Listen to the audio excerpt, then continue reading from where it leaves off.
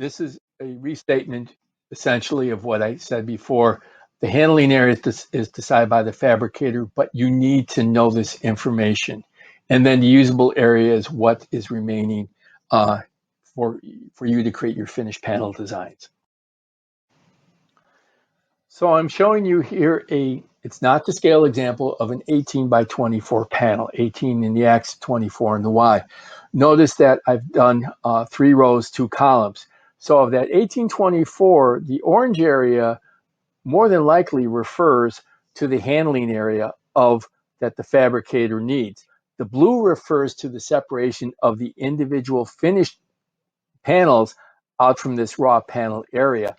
Traditionally, when you break the finished panel out of the raw panel area, it is done by a milling tool. A milling tool traditionally for the US units is 0.93 or 93 mils thick.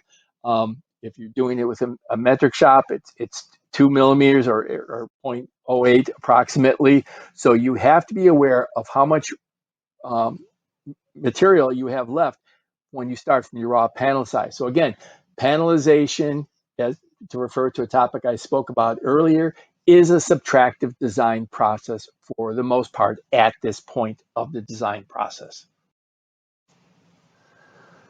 This is the area that most designers have not really paid a lot of attention to, but it really is the most critical you need to pay attention to, and that is the creation of the physical layer stack up. You need to be aware as the printed circuit designer which layer is predefined to be the signal layer or the power layer.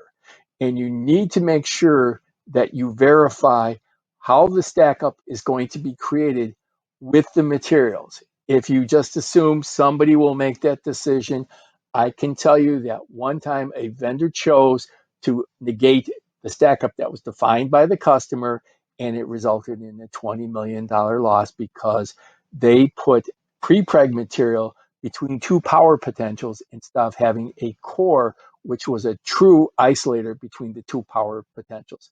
Because the pre-preg shrunk, the power and the ground shorted, it caused a fire, and it caused this one company to lose $20 million. So this is the area I'm going to stress all printed circuit designers to pay attention to. This is very important that you understand what you're defining and make sure everybody understands the stack up with respect to signal and power layers.